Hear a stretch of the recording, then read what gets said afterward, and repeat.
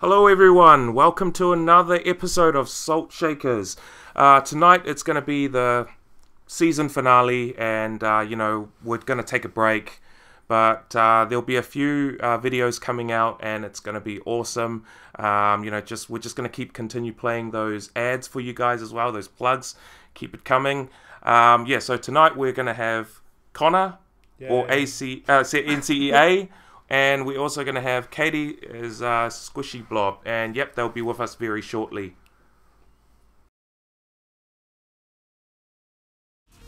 Hey, this is Hani Mohani. Yo, this is Blacker. Hi everyone, this is Maven. Hey, this is Nemesis. This is Mizu and you're listening to the Salt Shaker podcast.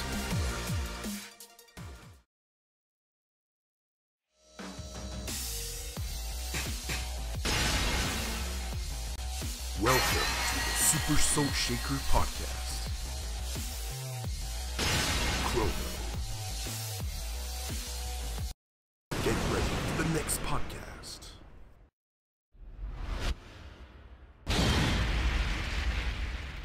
Hey, what's up everyone, and welcome to the season finale of the Salt Shakers. Now tonight we have NCEA and Squishyblob. Welcome. Thanks, Stephen. It's great to be here. I'm so happy to finally be on one of these. Why? You haven't been on one before? Oh, I haven't. I've listened to all of the podcasts so far to sort of be on here. Yeah. In the seat, it's pretty exciting. Oh, it's good. It's just something different. That's just how it is. So, how are you doing tonight, Connor? Doing alright. Yeah, pretty good. Doing alright, pretty good. Yeah, hype. Hi. Podcast. Yeah, so without further ado, let's get right into it. So, what do you think of the pictures that Virtual Bacon has drawn you guys? They're good. I think they're great. I think Connor's one looks a lot like him. Katie's like an anime girl, so yeah, I look pretty cool. cute actually. Huge it's eyes. really nice, and you've got my how I know my hair's always doing stuff at the front. And and I don't know, something about Connor's face shape I think really resembles him. It's really good. Yeah, I think it's one actually jaw shape's a really good way to make them look like the people. He's like Shaggy. Shaggy. Good job. And we also have Virtual Bacon doing the sound. So he's brought his body pillow here. yeah. Body pillow. I like how I also have my hoodie, my blue hoodie that I'm wearing right now. Yeah, so that's cool. Good choice. It's actually we try to sort of get people or he tries to draw people that sort of that always wears those clothes. Yeah. So for me, I haven't worn that hoodie in a long time. That's probably thrown away or something. Well, how long ago was that? 3 years ago, 4 years ago? Thanks, Milky. Thank you. That's $1. Awesome. Amazing. $1 is good. So, so Connor, let's start off with you. Obviously, this being a Tekken podcast. Yeah. How did you start off playing Tekken and why Tekken? Well, I started playing Tekken, everyone plays Tekken in their childhood. So, played Tekken since Tekken 3. Yep. But obviously, I didn't learn the game back then. My cousin, I played it at my cousin's house the first time, Tekken 3. And I thought it was fun. And that's basically that. But then, when I actually, learned the game, was Tekken 6. I remember buying it thinking, this is a game that I really enjoyed in my childhood. I had also brought Tekken 5, which I really enjoyed. I brought Tekken 6 on release day. Oh, that's right, because I had an Xbox. And so I was like, fuck, you didn't have a PlayStation. Yeah, so you were playing on Xbox. I was like, man, they have Tekken on Xbox now? Because it used to be console exclusive. And I'm like, okay, cool, it's on Xbox. I'm going to get Tekken. And then I got Tekken 6, and then... So obviously, you weren't really a Tekken person because you probably had a lot of games that you played on Xbox as well.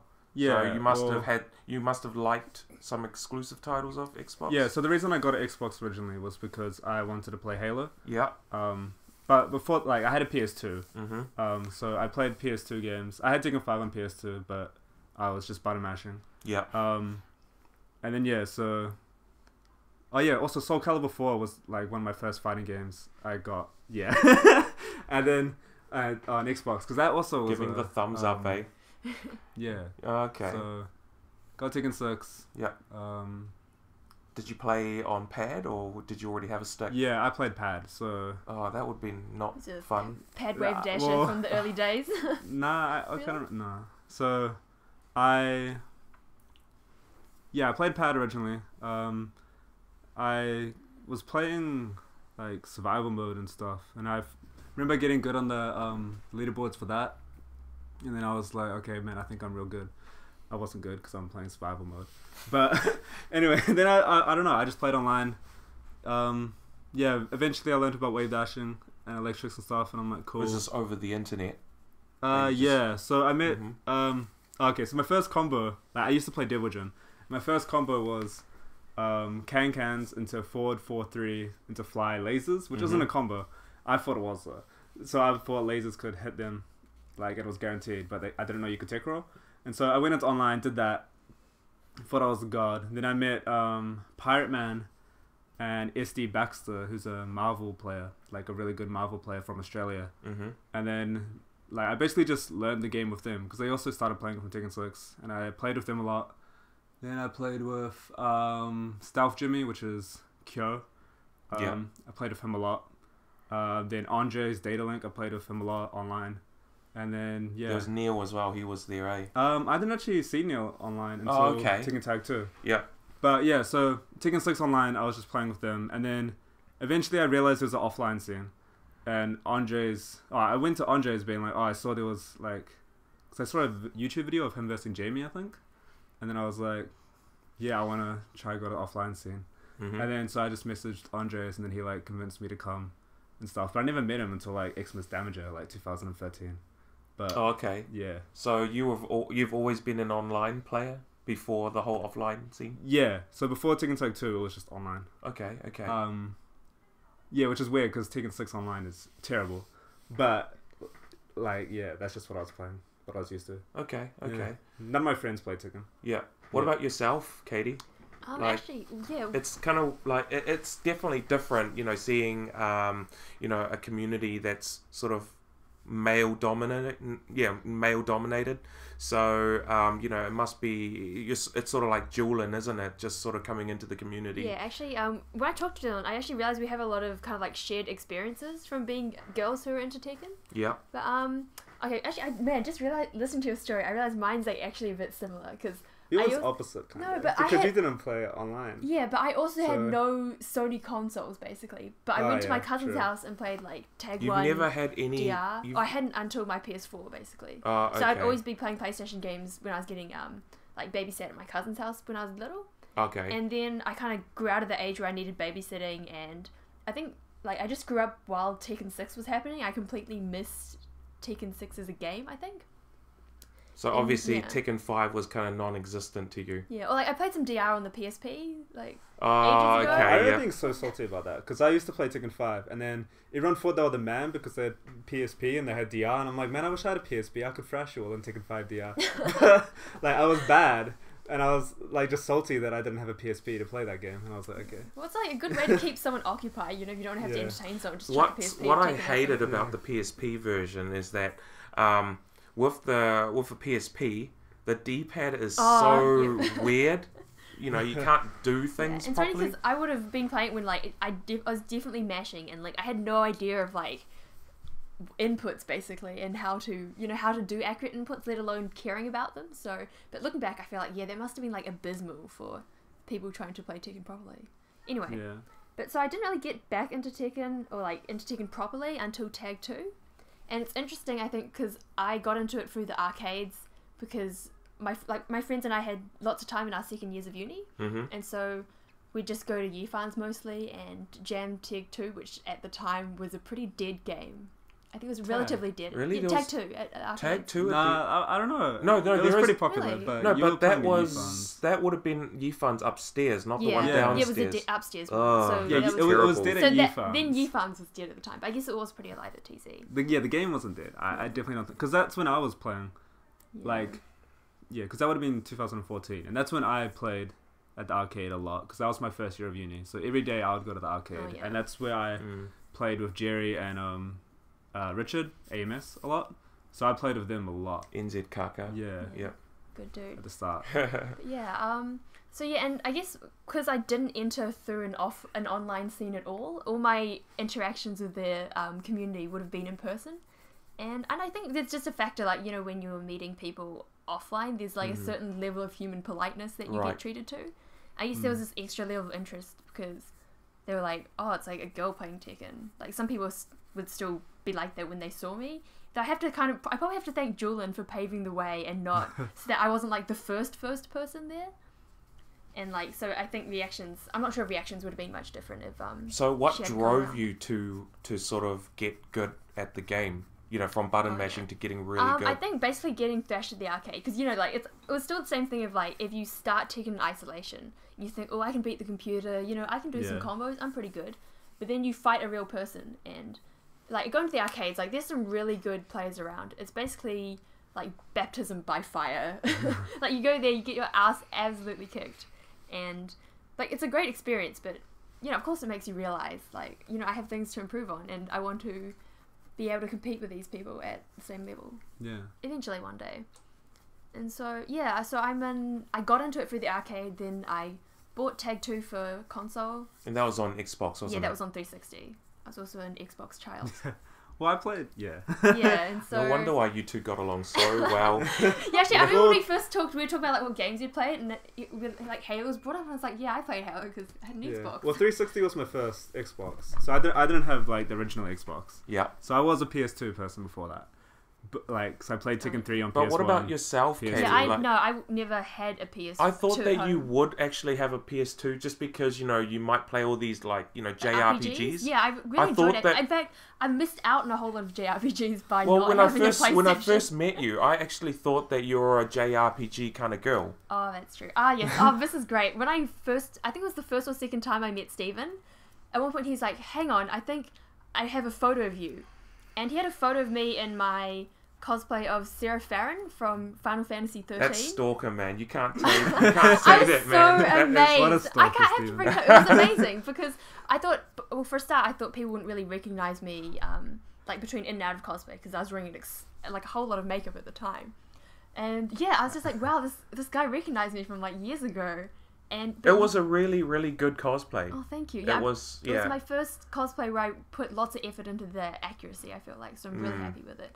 But yeah, so when you first saw me in RPG cosplay, you're probably like, this girl's a Final Fantasy fan. It was cool because what happened is when I went to like previous Armageddons and things, you always see a lot of people doing really bad cosplay. And you know, when you actually see someone who's actually done really good cosplay, you know, you just can't help but just buzz out over it. Ah, that's good. So you're like the suffering cosplay bystander of like casual people. Well, I think that with cosplay, you know, let's just talk about a bit of, you know, the hobbies and stuff like that. With you know, you cosplay part time. Yeah. You know, on your hobbies and things like that. With cosplay, how I sort of see it is, I don't know how a lot of people or other people see it, but when you cosplay, you sort of have to try and get, you know, into a character where, you know, you sort of, you know, okay, I have that body type, I have that kind of facial feature, I think I can pull this off. I think that's definitely a factor in a lot of people's cosplay choice, but at the same time, I feel like once you, like I think also a lot of people are motivated at first to cosplay because they think, oh, like, I might look like this character, or, you know, I want to be that character sort of thing. But also I think, like, you'll also reach a point in cosplay where, like, you want to cosplay someone who you don't really resemble. And to let that stop you from cosplaying something that you'd really enjoy, I think is, like, I don't know, I think that's, like, kind of a sad thing. So on one hand, it's, like, I do understand, like, if you resemble a character and you think I'd look good at them, you know, you want to cosplay them, that's really cool. But on the other hand, I think stopping yourself from doing something you want because you don't look enough like the character. It's cosplay like, what you want. Yeah, I know. That's also like, you know, so there's like, you know, there's a bit of both. Like it's. I know, but the thing is that, you know, if I wanted to do anything like that, then wow. What is that? Come on, man.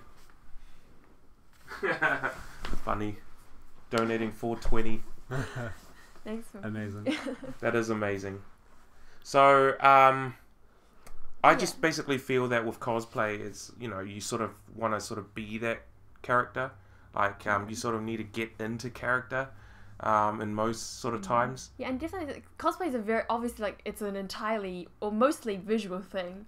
And so trying to make yourself resemble the character or, wanting to look like that character it's a big thing. I guess the thing is, I guess you're looking at it from the viewing perspective as well. Whereas, like, for people who are doing the cosplaying themselves, like, there's a lot that goes into their choice of character and stuff. Well, you've also cosplayed Kazumi. Yeah. From Tekken. I really like that because you actually have the sort of physique for Kazumi. You can actually get into, you know, the right poses and everything like that. It actually looks really, really cool. Yeah, I really enjoyed doing that cosplay. And did you like that more, or did you like Alyssa? Oh, that's tough. Because on one hand, when I was cosplaying Alyssa, which I only did very recently, I was like, yes, I'm finally doing my main. I know all her moves. I'm going to do her moves in my skit. I was like posing, and I was like, I'm going to do a down back 3, stuff like that. And but on the other hand, is Kazumi, I really felt like, I don't know, I was like visually like looking like her. What about Asuka? The way I did my makeup was like, would you think about doing Asuka? Asuka was like an alright experience. Like, you've actually. Yeah, I did. That's right. Yeah, I did it very briefly for a cosplay picnic, and I know it's alright. Like, I only did a couple of poses, but I was sort of like, yeah, I don't do this character. Did you have like those special, like, you know? Actually, yeah, I did make some gloves. I think I did some kind of gloves for it. Basically sticking like pleather to some gloves in the $2 shop. Yeah. Get one of those like big rubber gloves. Do you have it like rugby games? Yeah, those. The ones you wave. Oh my god, shots are fired. What are you trying to say? What are you trying to say? Trying to say she's got massive hands, is that right? Yeah. That's how you forward 2 people. Okay. Yeah, I was gonna say, no, maybe that's why her like reversals are so long. She can like just catch everything. Yeah. Anyway. She's just like big hands, like completely blocked. What about you did one of Xiao Yu as well. Yeah. That one was Schoolgirl. Yeah, that one. That was to like, me, that was like a throwback cosplay because she's had like that school uniform. Ooh. Tekken 4. Oh no, Tekken 3. Yeah. Yeah, she had it in Tekken 3, Tekken Tag 1. Yeah, definitely Tag 1. You Tekken 4, 5, and 6. She had it in Tag as well. Tag 2. Oh, thank you so much. Thank you. Thanks. So. I don't care what you guys put on there, as long as it's money coming to us. That's great. Keep them coming. Then Xiao Yu. Yeah, I really enjoyed doing that one as well because it was like a. Would you do a Tekken 7 one?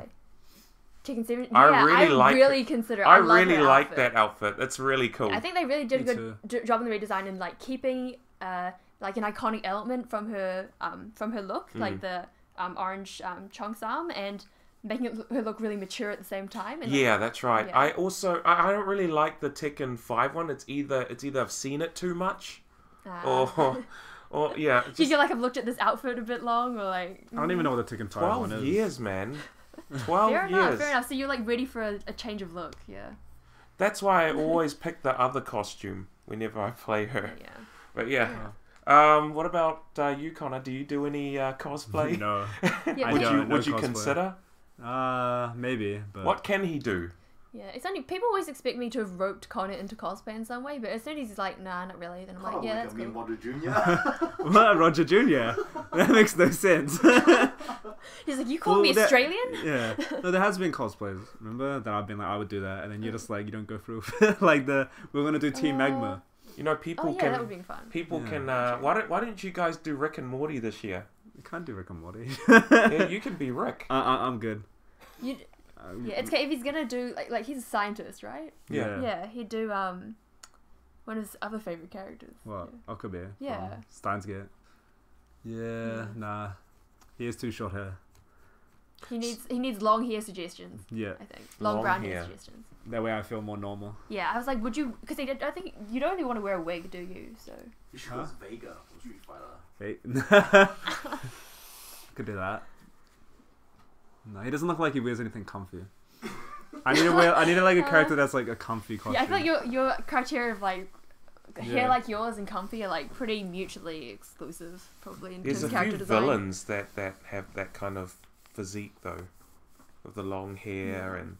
Oh, yeah. I think from what I've seen of, was it like Castlevania or like something? Like a lot of the guys have like long hair, is it? And I feel like I've seen games where like it's just full of like dudes with long hair, but they're also wearing tons of armor, and that's not comfortable. I don't know. I don't think I've watched enough anime to sort of go through it all.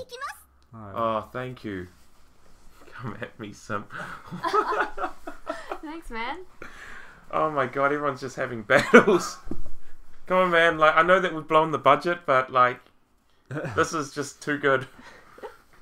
Yay. So, what other hobbies are you into, Connor? Like, obviously, we've got Katie here doing cosplay. What about yourself? Making Gaming, music. obviously. Yeah. So I do make music. Talk about the music. Yeah. That's a pretty recent hobby, kind of. What kind of music is it? Hip hop. Serious? Yeah. That's right. You know. Serious? Stephen was 100% expecting metal. The only music. No, I actually thought it would be like something like electronic, Oh, Nah. like EDM or Vaporwave. Vape. Well, I would make vaporwave. That'd be cool. But nah, the only music like I don't listen to much music either. So I do listen to a lot of music, but basically all the music I listen to, you could pretty much categorize as hip hop. But hip hop is such a broad genre that I listen to a lot of different types of hip hop. But yeah, I make hip hop. It's basically that. Yeah. Okay, hip hop. Yeah. So, what, like, is it just instrumental or? I do rap. I'm not rapping for you now. But okay, so The next donator that would tell you to rap. Nah, I'm fine. Yeah, no, that's cool. I'm not gonna make you do anything uncomfortable. What a badass, you rap. That's wicked. I do rap. Julian should know I rap anyway. Have you listened to any of his stuff? Yeah. Actually, Yeah, she listens to like we everything. started getting into like or figuring out how to make music. What does she at say? the What does she say? time. Huh? Yeah, and like. Yeah, we did kind of. Well, you introduced me to FL Studio basically. Yeah, I know, but Yeah, but then I started Connor before like he properly makes music. Yeah, so I started. So I found this website. What year was this? The last year, the year before, I think. Where was it last year?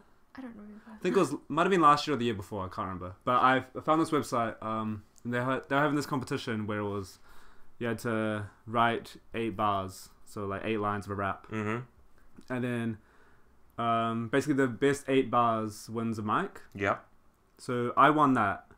I didn't expect to win.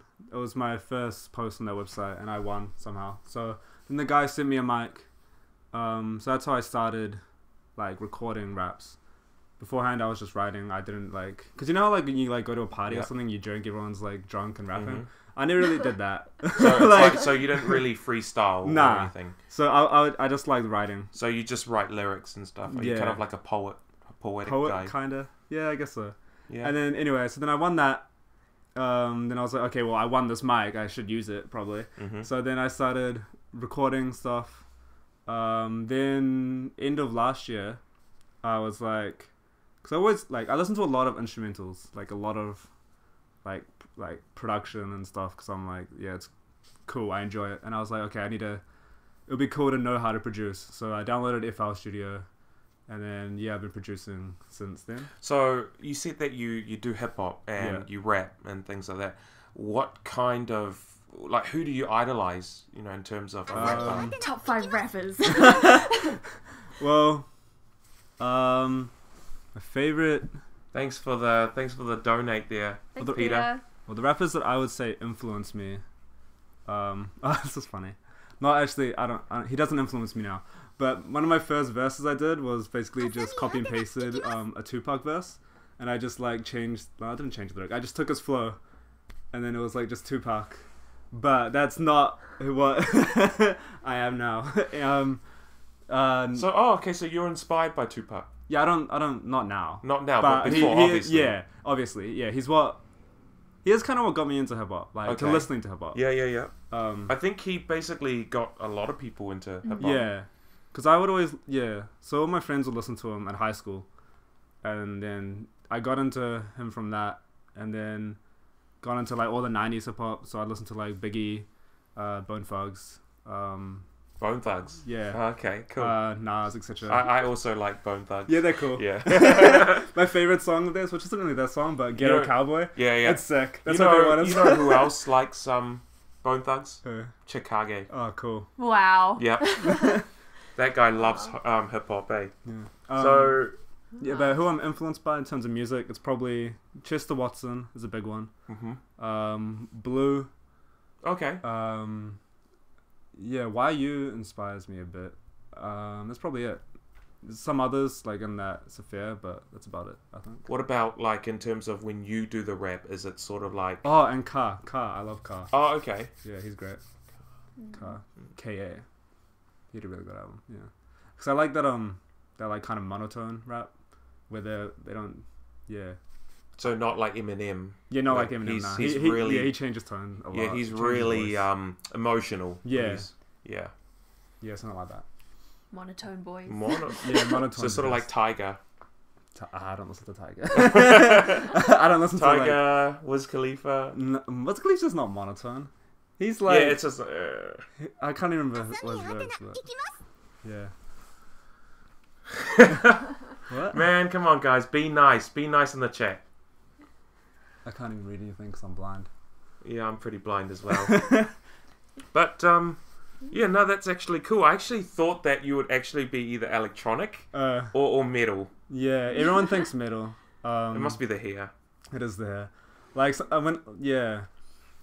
remember there was one week when, like, I was just, like, by, like, 3 random people in town, they would just ask me, like, randomly, I didn't even know who they were. They're like, so are you a metal artist? Do you play the guitar? And I'm like, no. They're like, I'm like, okay. And then I've been like 3 times instruments? No. No Okay. instruments. Yeah. Do you sing in some of your raps as well? No. No. That'd be cool though, but I can't sing. You can auto-tune. No thanks. I'm good. Then he will become an electronic artist. Yeah. I'm not making trap.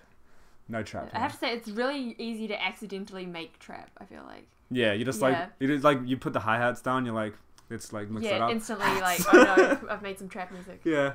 Yeah. It's fun though. Good stuff. Nothing wrong with bangers. The bangers, you can make a banger without trap though. Yeah, you don't need to have those trap hi-hats. Yeah, I guess it's just the current trend at the moment. It is. Yeah. It is. It was dubstep at one time. Yeah, at one point. It was like everything had dubstep, and then now it's trap. Yeah. And it'll be interesting to see what the next like meme genre is. Trap's not meme, but yeah, I know you mean. Is it though? True. I've made a very comfortable sort of stay. I just made myself comfortable in the genre, which is like liquid drum and bass. Oh yeah, it's just relaxed, and then it's just it's fast at the same time. But it's like fast paced, but it's like the energy level's pretty constant. I guess. Yeah, it's really calm. Whereas you have the harder stuff, which is like you're just like bobbing heads, taking pills, just like that helicopter. I stage. you knew you were gonna bring up that. I hated the pill popping stage. It's a bit hardcore. Oh. Do you have a favorite like track from Tekken 7? I thought I was the one doing the interview. I'm just curious because you always complain about some tracks. But it's like, do you have a favorite though? I still reckon Infinite Azure is still my favorite. I think that's most people's favorite. Yeah. But if I had to really choose one, probably Violet Systems. Okay. Because of it's drum and bass. That's why. Oh, okay. Yeah. What about you? What about you guys? Yeah, I think I think I'm obligated to redirect this back at you. Like a magic cylinder. Yeah, I like Infinite Azure and the main menu music, but I turn music off when I play. Yeah, it's so so weird. Music. It's so weird. Like I don't know, I just go to Connor's house and there's no background music. And it's because you listen to your own music. Yeah, I listen to my own music when I play. Yeah, but for me it's not my like... music. That's pretty narcissistic. You're listening to your light myself up and like play some Tekken. You're like, not my own music that I Katie, check out this banger. Listen to rap about how great I am while we play Tekken our body. Jokesy doesn't do that. I don't do that. But yeah, I find it That's eerie.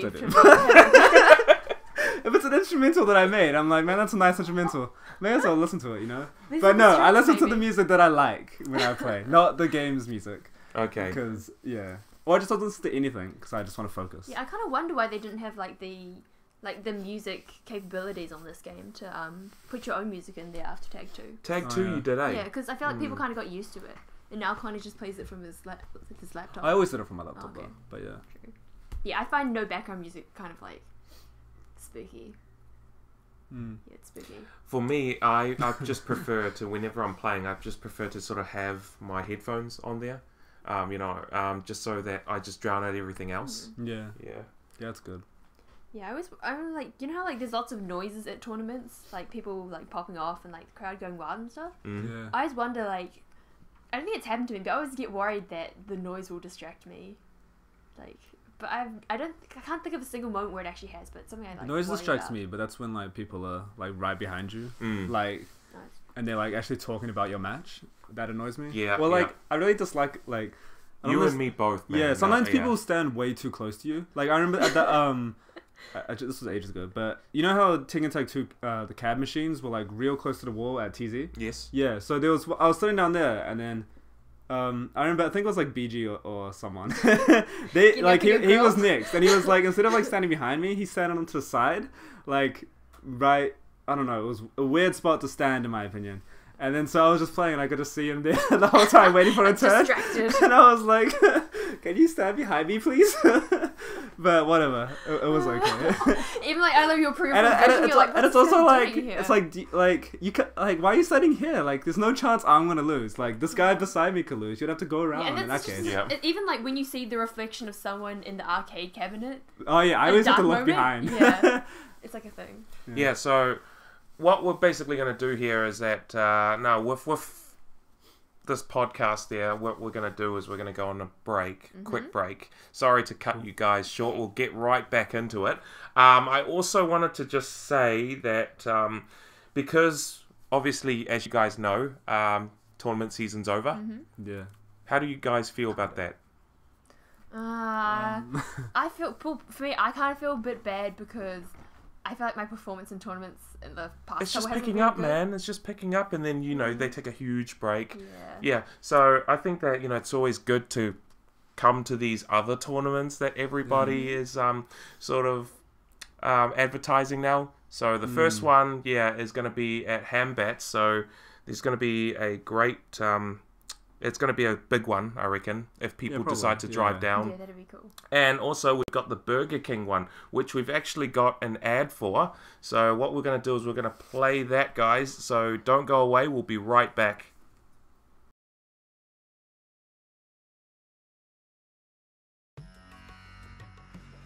Hey, this is the D-Sam. This is Pinolicious. Hey, this is Neil. Hey, this is Rainbow. Yo, it's your boy Cupsy, and you're listening to this. And you're listening to... You're listening to the Salt Shaker Podcast. Then you'll listen to the Salt Shaker Podcast.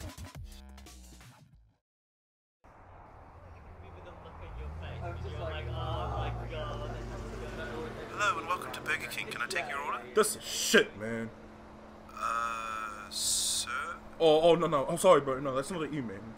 My baby mama left me. I just lost my job today, and I ain't got no money for rent, man. I'm gonna get evicted, man. So, will that be a cheeseburger combo? Straight up, man. I love your chicken nuggets, man. It's the only thing that does me right now. Sir? Hello? Hello, sir? Oh, I love you, Shaquela.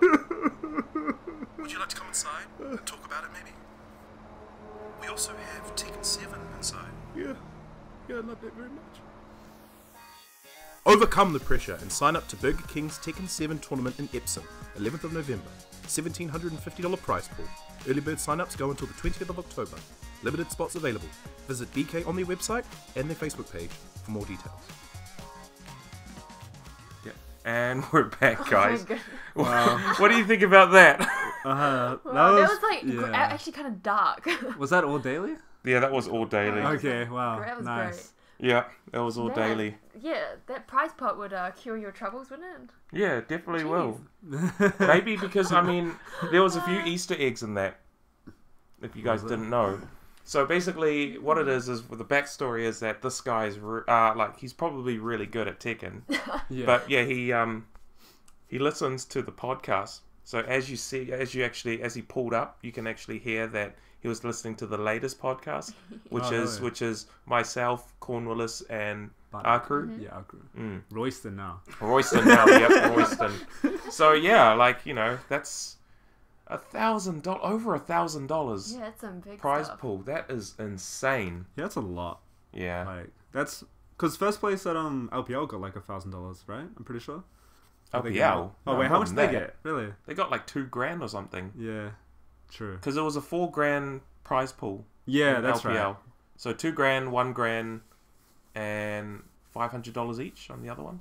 Yeah, I think Something, that's right. yeah. Yeah. I also think like the experience of having a tournament at a fast food place, like that's something I would really enjoy. It's really weird. Yeah. It's like, you know, because I don't know, I feel like part of the thing about tournaments is like, obviously if you're still in, sometimes like you can't leave and get food, but if you're at the food place, then you'll be like, just between my matches, I'm just gonna go get some fries and nuggets. That's true. It's pretty good. That's like a damager. You're gonna have a bar there. So Yeah, you can yeah, just so drink you can just- while you're playing.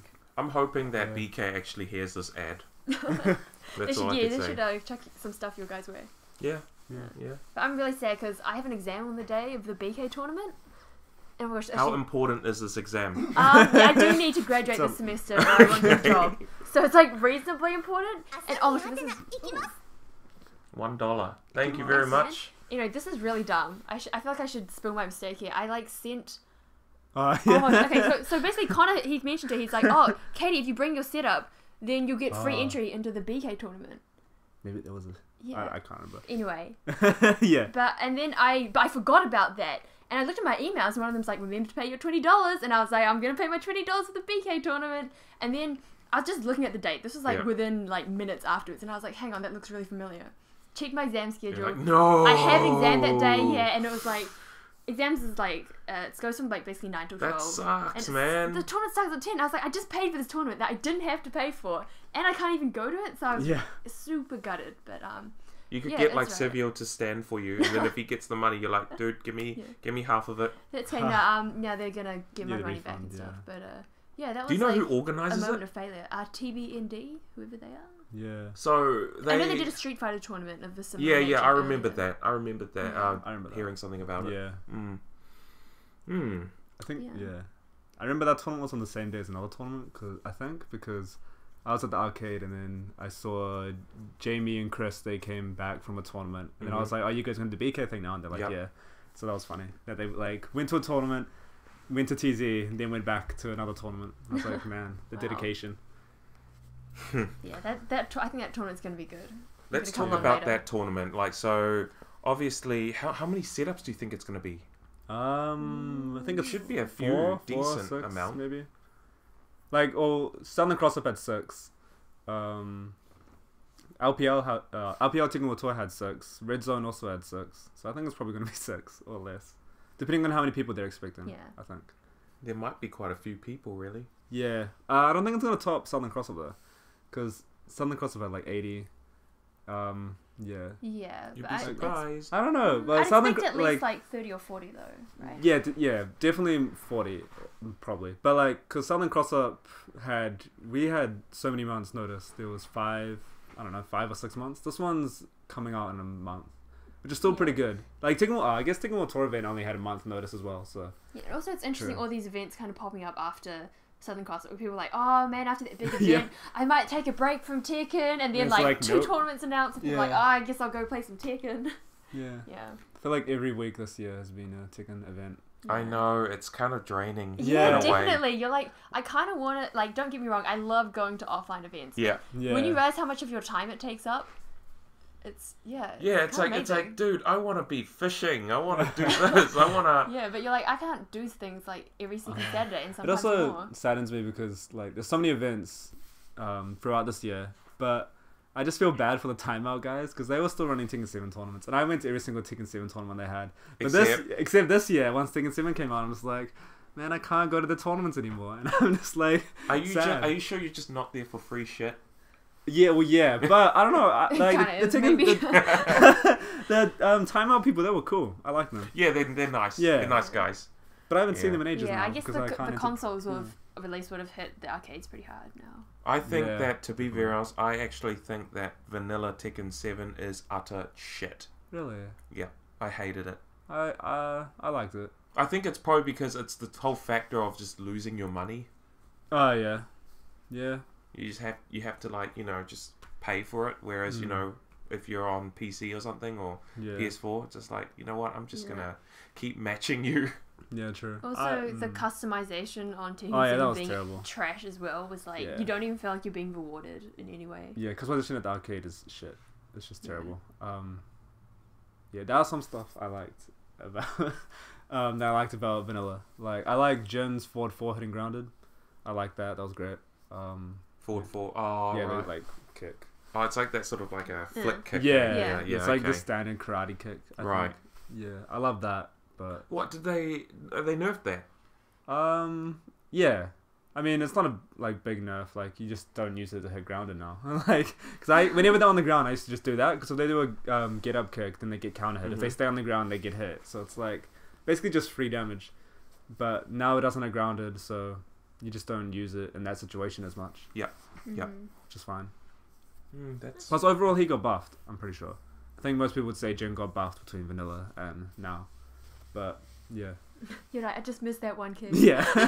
Basically. Yeah. You just missed that one move that, Yeah. Yeah, like Tekken 7 vanilla was alright. Is that why you were playing a lot of Jin in 7? He was actually like I think I played Brian more still. But yeah, that is why I played Jin and vanilla. I don't know, I just like Jin. Jin's my favorite character. I just stopped playing him now because, one, that move's gone. I can't be bothered changing my playstyle. And two, because execution of your characters, I just don't want to do that anymore. Except for Brian. Well, But they went from I just like that kick to I just like Jin to I don't want to play Jin without that kick. So. No, So it's Brian. It's not Brian from here. Well, yeah, I don't know. Brian suits my playstyle more than Jin does. What, the kind of ruthless aggression sort of thing? Well, to me, Brian's kind of defensive. Yeah? But, because, it's aggressive because all your moves are basically launches. Like, you do back 1, you do 3+4. And, I do them as pressure tools. But you guys just get counter hit. And then I'm like, cool, a launch. But, whenever I do 3+4 or back 1, it's because I want to push you away or get some plus frames. Oh, this guy, he's like, it's not my fault you guys keep getting counted. Yeah, that's why I like electric as well. Cause that's why Brian's defensive. How people change the timings to get launches? So you change your timing of your down for 2 so that they can walk into it and they get launch. With me, I never did that with electrics because I liked it more when I got electric on block because I like plus frames, which is dumb, but that's what I liked. And if I wasn't doing that, it would be to whiff punish. And I also really like Brian and his jet upper because that's a real good whiff punisher. And I like whiff punishing. I like forcing space. And that's about that. Yeah.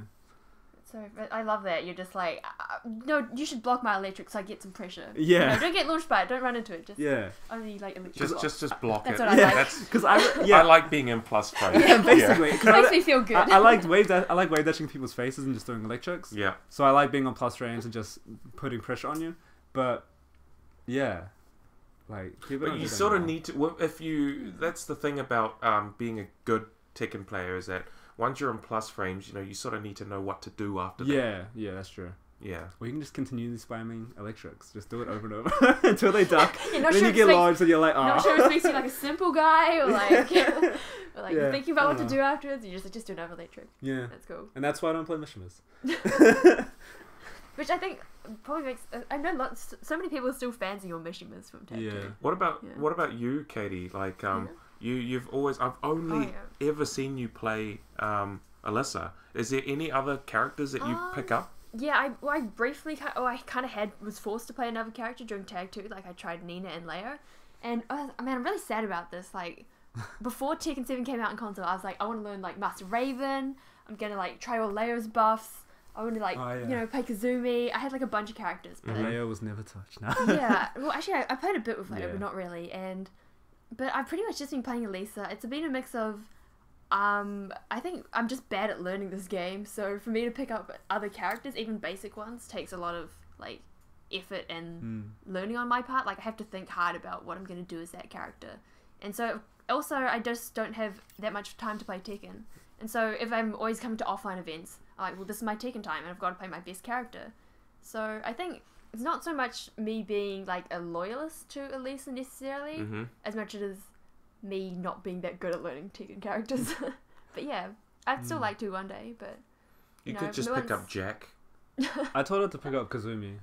Just pick up Jack, the easiest character that you could learn. And I feel like you just need 3 moves. Yeah, but I don't feel like Kazumi's like the same. True. But I don't feel satisfied playing Jack. I wouldn't feel satisfied because I feel like he looks a bit boring. Yeah, don't know. It sounds terrible because I come from like the flashiest robot to like, and I look at this other robot, I'm like, he's like boring. That's the boring robot choice. But I know, I just when I watch Jack, I don't feel like I want to use the debugger and the down forward too. Whereas when I look at other characters, I'm like, I want to use their moves. Yeah, I can't do debugger. Yeah. Like I don't play Jack. Really? Yeah, well, I know it's like half circle forward or something. Oh no, I couldn't do that either. Yeah, I got really pissed off at my mate. I got really salty, and I picked Jack, and because he plays poor, I just basically he doesn't block debugger.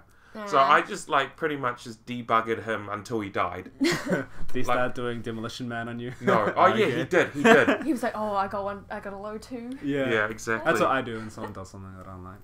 Yeah, I'll just do the same thing. You just get really angry. You see that so much when like people start to bring out throws in a game. Yeah. Everyone just starts kind of like grabbing, grabbing at each other. Well, the thing is, like, sometimes people do throws, but they can't break throws either. So I'm like, well, why are you doing throws if you don't know how to break them? It's like, I don't know. It doesn't make sense to me. like stop spamming throws if you can't break them. If you can't break throws, don't try to bait Connor. Yeah. With throw. So that triggers you. Yeah, that annoys me. I'm just like, especially when it's like, say, I'm gonna throw you. Especially if you're online. If you're online, if you're online and someone's doing throws on you, you're like, okay, like I imagine you can break throws if you're doing throws on me, so I'm gonna start doing throws too. So then I start doing throws, but they don't break them, and I'm like, what the hell? Why were you doing throws? You're getting mad at online people. You're like, can't break your own throws. Yeah. Yeah. It does bug me, but yeah. Yeah, man. Like, I actually didn't know debugger had a big hard input. Yeah, neither. hard input. What did you think it was? Like, I don't know. I thought it was like down 1 plus 2. Yeah, like down 2. That would be so cool if it was down 1 I feel plus 2. like silly because I feel like that's such an iconic move, but I even also knew that Jack has. I can't do it 100%. Yeah. I can't do it 100%. Like, okay. Sometimes you just see this like low punch and you're just on like, my side. Never mind, that was going to be a debugger, but that's cool. And then that sort of gets the kill on them, and they're like, because I think that with debug it's a lot slower. So yeah, it's real slow. Yeah. But maybe they wouldn't have blocked either of them, so whatever. Doesn't matter. Doesn't matter. We can down 4. Down 4 is a pretty good move with Jack. It's safe. It's a good one. Yeah. OP. So monotone, bro. Yeah. People just even sound mad when he's complaining about cheap stuff. Yeah. That's OP. It is OP. It is. Is that what you say about Xiao Yu all the time? Xiao Yu? AOP, yeah. AOP. A tier and it's AOP. Yeah. Yep. Yeah. Yep. So, there's a few other things. So, obviously, you're NCEA. Yeah. So, obviously, a lot of people sort of think about it as sort of you taking them to school. Yeah. Because you're schooling them. Yeah, that's my tagline at the arcade. Get schooled, yo. Yeah, get schooled, bruh. Oh, he's like wrong slang. Yeah. It's bruh. Yeah, it's bruh. It's bruh. Bruh. Anyway. Yeah, so with that one there, I mean it's not really about school, is it? Yeah, it's not about NCA at all. Tell us about that. Okay, so back in 2007, I was in year 7 in 2007, by the way. So that's Form 1. Year 7? Yeah. 2007. Oh, okay. So yeah, I don't know how old I was. Anyway, so I was like, my friend was over. I have an Xbox. Me and my friend wanted to play Halo 3 online. So I need to make an Xbox Live account. And then we're making the account. We had just finished watching Bill and Ted's Excellent Adventure, that movie, which is a good movie. We just finished watching that. I couldn't think of a name for our account. My friend's like, why don't you call our account Nicholas and Connor's Excellent Adventure? So my name's Connor, my friend's name is Nick. So it just became NCA, Nicholas and Connor's Excellent Adventure. So I did that, and then, yeah. And that's why you play Lee, because it's excellent. Oh, that wasn't, like, intentional, but, yeah. Yeah. So that's why I got NCA. Yeah. To be fair, like, it just stuck. Your name just spawns, like, school puns. Yeah. A lot of time when you play, so at least it's like a good source of, yeah. And source so of puns. I didn't know what NCEA was at the time, so I only so I was year 7. You start NCEA at year 11, so that's 4 years before I started NCEA. But on Halo, I'd always get people being like, "Oh my god, why are you NCEA?" And I'm like, okay, sorry, what? And then you would I also feel so attacked right now. yeah, and so the name was like people really remembered my name, so it was like a good way. I don't know, to get remembered, I guess, on Halo and like. Oh, so it wasn't intentional. Yeah, it wasn't intentional. Wow, but it's you nice. did great. That, yeah. Yeah. Yeah. What about Squishyblob?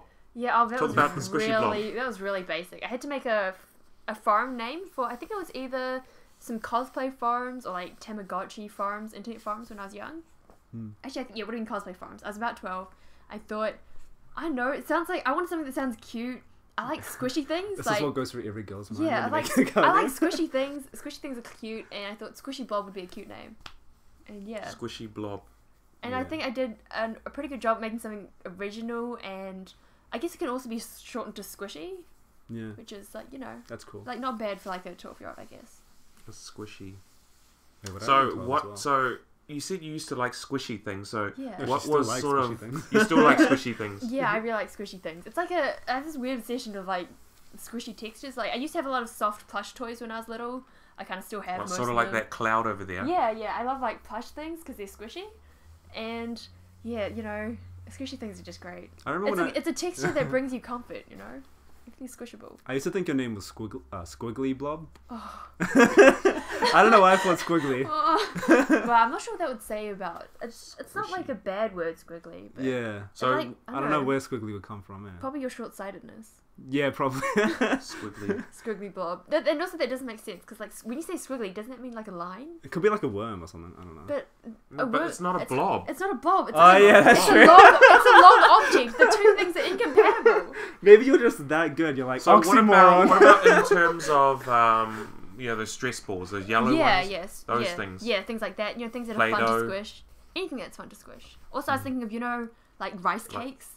Like And mochi. cockroaches, you always want to squish no. those. Those are not good blobs. Those don't make a nice squishy blob. But yeah, like mochi and like daifuku and stuff. Mochi's good. Yeah. That's a good squishy Yeah, object. that's a good squishy object. And it's made of rice. Top tier. Top tier. Top tier squishy object. So what? That's just how you just made it up. You just it was pretty simple. squishy blob. Yeah, I don't have a cool story behind it. I just thought that will sound nice. Well, you know, if you're going to be streaming later on and things, you know, you could say it in a different way. It's like, hi, this is Squishyblob. Squishy. Squishy. Squishy. Yeah, it's Squishy squish. yeah, I'll come with a little tagline. like tagline. Yeah. Like Nico Nico Ni, I'll be like squishy squish. Squishy squishy knee. Squishy blob. Oh no. Oh my god, I'd make such a bad like kawaii streamer. I know, you keep doing the peace sign, you know. Yeah. It's funny though, I actually do, like, when people point a camera at me... Desu. I like... Desu, kawaii. Kawaii, man. Come on, it's kawaii. kawaii. It's Romanized. It's Gotcha. that'd be funny. Yeah, so, are there any other games that you guys play other than Tekken? Like, you know, that's sort of on the regular as a competitive game or something that you really enjoy or anything like that right now? No. No? I only play... Yeah. Soul Calibur. Well, Soul Calibur's dead. No, not really. It's not dead. We can bring it back. It's alive in your guys' hearts. Yeah. No. Yeah, so... for those that don't know, Thomas and Connor had like how many matches? How many hours? We had over It was 100. like triple digits. Yeah, because we did first to 30, and that was 28. Yeah, 28 games to him, 30 to me. Then before that, we had just a random amount of games, which went up to 30, I think. And then we had another 20 or so afterwards. So that's like at least... So many games. Yeah. Like, how do you guys play so much and not ever be like... I know you took breaks, but you never like, I'm sick of playing Soul Calibur. That's because it's like the first time we played in years. True, but... And it's like, it's the same person too, I guess so. Yeah, and the same characters as well. Yeah. I don't know. It was pretty amazing. I Like, think plus... Soul Calibur compared to Tekken is real flashy. Like, you have all the True. EX moves and the supers. It looks a lot faster too, in a way. Yeah. I The think moves are slower. I think in the general, game's but it is okay. faster, The game's I think. aesthetic is really nice to look at. Yeah. It's kind of got this, like, RPG-esque, you know, flashy weapons and glowy things. And yeah, the Yeah. hit sparks are quite informative, so... Yeah, like you Nice know to when look the at. move's plus frames because it has that blue line thing, which is real cool. Wouldn't that be nice in Tekken if, you know, you had a visual indicator of frames Yeah. rather than having to go... consult. Imagine if Soul Calibur won the fight. Yeah, of like 3D games. Yeah. That'd be cool. Yeah, like instead of Tekken, it was Soul Calibur. I don't think it would affect me much because I played both. Yeah. But in fact, I was thinking, I started with both. 2D games, like there's so many 2D games out right now which are popular. Yeah. And like they all kind of like rival each other a little bit in some ways. But I just think like, what if Tekken had a 3D rival that was actually alive? Yeah. It doesn't, and that's I know it feels kind of lonely, but also I guess it takes away any competition. So yeah. Anyway, I think my first game like ever was Soul Blade, the PS1 game. That's a classic. Yeah, I think that was I don't know if that was my first game ever or my first PS1 game, but that game was great. And that's probably what got me into fighting games, even though like I didn't learn the game. You know. Yeah. It made you like them. I've always wow. You guys. It's the same. Come on, man, Mr. Sound Guy. Come on, you get back to work. Come on. So, Yeah. Anyway, oh man. I've always liked fighting games. Yeah. You know, I don't know about you guys, but I grew up with arcade machines, going down to the dairy and chucking in 50 cents and just jamming. God, it's like I'm too young. Yeah. Yeah. Well, my first time with arcade was 2011. Oh, you're a late bloomer. Yeah, 2000. But even then, because I went to the arcade in 2011, 2012. Oh no, first time I went to the arcade was when Tekken 6 was dead, and so I saw no one. I think the first person I versed was that Marduk player Megumu. I didn't remember that guy. He was cool. I liked him. I never talked to him. He was so weird. His playstyle. His playstyle didn't annoy me. So I versed him in Tekken 6, and then I think I versed Ben, but like I don't know. And then after that I saw no one at the arcade. Everyone was just Tekken 6 was dead, and then Tekken Tag 2. When that came out, I went to the arcade and I just versed Neil and BG. Those are the only people I versed. You went from like barely anyone to like two really good people. Yeah, they were my reason why I never got over 50% win-loss ratio at the Tekken Tag 2 until like 2014. Until scrubs like me came along. Yeah. To, like, inflate it.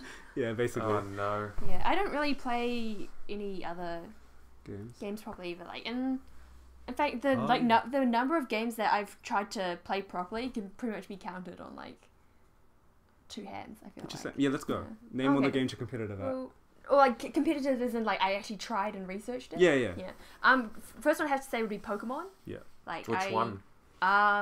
She did all them. She's a god. I played like a bit of Crystal, but it was mostly from like Ruby, Emerald onwards. But then I missed out the generation that was on 3DS. But then I went into So you never played X and Y? No. Oh. Yeah, but I did try like the newer generations on Pokemon Showdown. Do you know that website? Yeah, it's where you can basically play without having to have the console. So you can still like get into like the meta of the game and what's good and play competitively. But fight me, Katie. I'm like still a bit unfamiliar with like new like recent mechanics and who's good. But Me too. So like Pokemon, I really made an effort to learn and play properly, kind of. What else? Without really having it. And then Pokemon's another kind of game that's got quite a small sort of market. Yeah, in like, fact, it's big. So. It's big. But then the thing is that if you're going to be getting into like IVs and EVs, it becomes quite like intense. It's a different game. Yeah. I used to play it in Y. She knew about that stuff when the game when she first got into it. Yeah, right? What kind of it would have been Emerald-ish when I was trying to play properly. Yeah, so I only learned about EVs and IVs when that Poke-Emo game came out, and that was like 2013. Like when I played Pokemon in 2006, I didn't know how to play. I was just like, I'm getting all these guys to 100. Yeah, but she's a god. She knew all that stuff. Fair, I did have like the guidance of my brother who was like trying to play properly. And he was, he's like, there's all these hidden numbers that you don't know about. And I was like, tell me more. That's how I found out. Older brother, right? Yeah, older brother, just by a year. What else? Can't really say I ever played Halo properly because I'm just really bad at first-person shooters where you have to aim. Yeah. It's terrible. And Bayonetta, I guess, was a game where I really went into it and like researched the mechanics but it's a single-player game. There's no way to be competitive. Well, also there were there's a leaderboard, but there was a glitch which made your score go super high. You are really into the series, though. That's true. Yeah. I really love that series, and I kind of wish I'd gotten a Wii U, so maybe I could have played Pokken and the second Bayonetta game. Pokken was good, but it's really cute. There's some games where it's actually cool, but the mechanics is really difficult. I kind of feel that's kind of with Pokken. Do you think that you've played it, right? Yeah, I had it for a while. Okay. Do you think the skills of a Tekken player would transfer over to Pokken? Not so much, no. Yeah, the game seems pretty unique. Like, there's no other game that has the same. Because there's two views. Style. There's a side view. Oh yeah, and you got the. And then you've got the the 2D kind of thing. And then you got the like 3D that's just sort of like it's like it's sort of like style. Gundam. Yeah. Sort of like Gundam. What about yourself? I mean, is there any we're talking about games here, just a wide range of games. So, is there any games that you sort of wasted hundreds of hours in invested? Yeah, definitely. Me and Katie both played RuneScape. Oh my gosh, how could I forget? I spent so much hours in RuneScape. So funny. How long ago was this? This is I started throughout my primary whole school, life. I don't play it non-stop, but so it's funny that I have years for everything. When did you two last play together? Actually, this year, we probably. repicked it up because I played in primary school, played a bit in high school. Oh jeez. Forgot my account password, and I think did you get back into it or something, or someone got back into it, and I was like, man, I should try. No, it was your brother. Your brother was playing it, and then I was like, man, I want to play this again, see what it's like, and then we started playing. Yeah. Yeah. So, I started playing it 2005. Mm-hmm. Then 2006, and you know how everyone just has talking breaks. Talking about RuneScape like it's a proper. Yeah, I know. I just have breaks on and off. Then I played 2007, 2008. Oh, you're really good at remembering years and stuff. Break. Then I started playing 2010. More breaks. Yeah. Speaking of breaks. Speaking of breaks, I think that we should be going on to the next break. But no, you know how I actually said on my Twitter that we're having we're doing some new promo material, and it's actually rather epic. Well, obviously that Burger King one wasn't very epic. So, but we've got another one here. So this one is basically, I'll tell you guys all about it once we tune back in after the break. So it's actually over the top, So virtual, let's go on break. And we'll be right back, guys. Hey, this is BG. This is Chogilo. Hey, this is Take This. Hey, what's up? This is Seville. Yo, this is Dan Banter, and you're listening to the Salt Shaker podcast. And you're listening to the Salt Shaker podcast.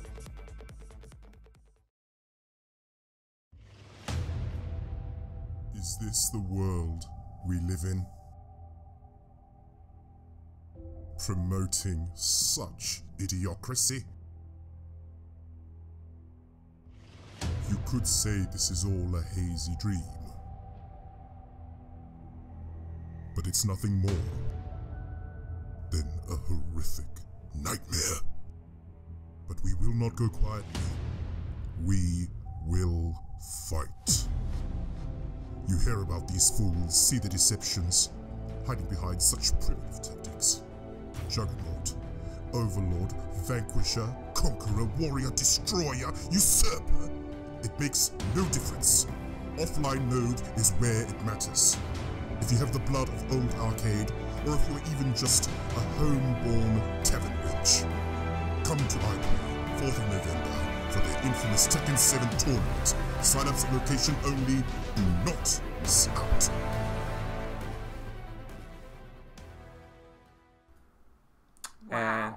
Wow. Yeah. That was pretty epic. That was daily again. Yeah. Obviously. Man, so much talent. Oh, well, this basically did a bit of, this required a lot of editing and things like that. Oh, man. Just making his voice a lot bassier and lower. Yeah, it really worked. And things. Oh, man, I love when he read out the ranks. Mm-hmm. Yeah. It was like, those don't matter. Yeah. Come to an offline event. Yeah, so that's so for those that don't know, guys, that one is for iPlay. So last time there was only 15 people that entered. Yeah. This time we need more people. Like, it's going to be a good opportunity, for everyone really. I mean, iPlay is so close to town, it's right in the middle. And no, it's really, really convenient. And they had real good prizes last time. Yeah. They had a PS4 controller for first, and then Steam voucher for second. Steam voucher or PS4, and then another Steam voucher. Yeah, that's right. Yeah, which is the one I got. Yeah, it was good. It was great. You guys and placing. Yeah.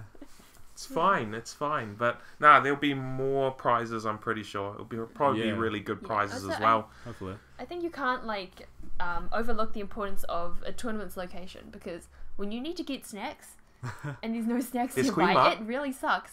And iPlay is next to a ton of cafes and convenience stores. Yeah, exactly.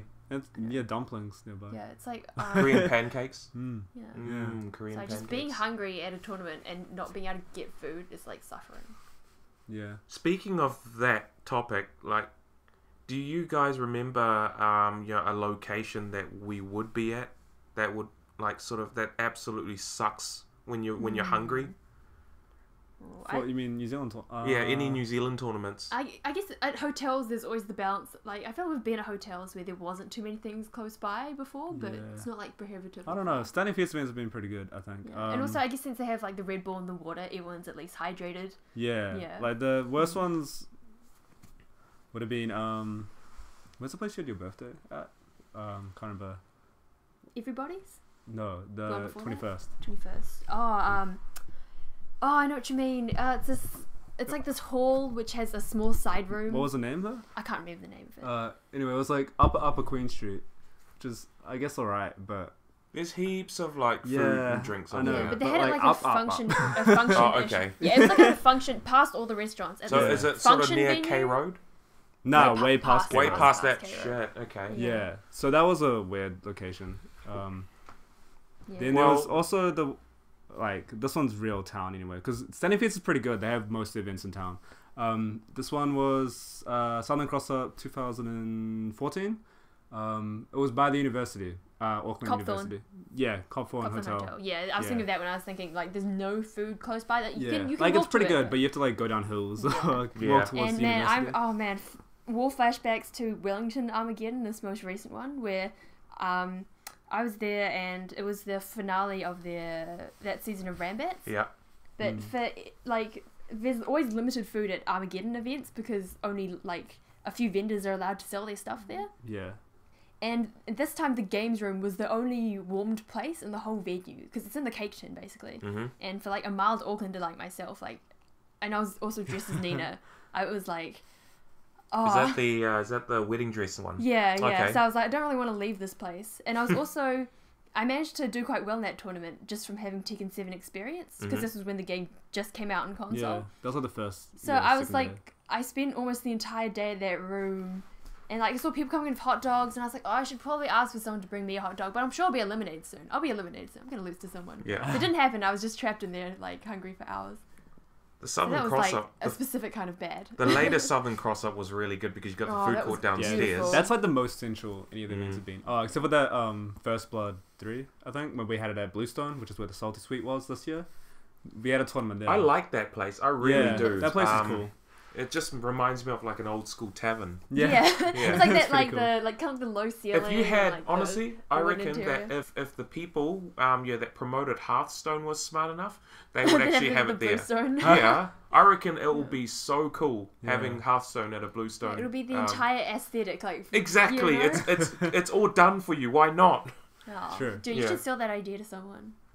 Maybe I should start a Hearthstone tournament. Yeah, and you'd be Hearthstone at the Bluestone. Bam, named. Wow, it's actually a great name. I'm cool. Okay. Wow. That was pretty cool. It's okay. Puns aren't good unless they're bad. Okay, so. Oh, see, we got to follow just because of guys. That. Yeah. So anyway. Yeah, there's also that, but okay, so let's get on to some of the Q's and A's between you two and things. So, with Tekken, obviously the reason why we're here, and why we're on this podcast is because of Tekken. We have one sort of interest, in everything there. So, with the Q's and A's there, so both of you, you guys are definitely much better on stick than you are on pad. Yeah, definitely. Yeah. So, would you actually invest in like a hitbox? No. Actually, I would, because I play the piano, and people always mention that the hitbox is like you're playing the piano, and also I think my execution on stick is, to be honest, not very good. Like I can't do proper movement things on it, and I think I do wonder if a hitbox would actually benefit my movement, but it just doesn't look. Plays piano. Yeah. Oh, okay. Oh, does he? Oh, yeah. But yeah, just something about it doesn't look. Like, I don't think it'd feel natural to me, but maybe in the long term I would consider it. But I just like sticks too much, I feel like. Would you go back on to the pad? Oh no, my pads. Oh, I'm really bad hitting diagonals on pad, and I can't do forward back motions. Like my thumb presses another button when it's going between the two D-pad things. Oh no. Yeah. I'd rather go back to pad than hitbox. Hitbox is too weird. Like, yeah, I wouldn't go to hitbox rather than stick because my execution on stick is good enough. But yeah, you're actually good on stick, so it's like, fine. I think with pad, I think my backdash might be more consistent because I can't backdash on P1. Like, you know, like Jamie always compliments my backdash with sway characters, but I can't do that on P1. It's so weird because I can't. I prefer backdashing on P1 and wave dashing on P2. Yeah. But it's me. So you're like the other way round? No, well, it's because like, you know, most people that would play Tekken would actually be better off wave dashing on the 2P. Yeah, so yeah, I'm better at wave dashing and backdashing on 2P. Like, it's worse on P1 for both of them. But it's a reverse. It's not though. Backdash. Like no, I mean, it's a reverse wave dash. It's not because, like, so how is it not? Because wave dash is forward down, so you have a down forward there. But backdash is just back down back. So there's no down in backdash. Which like.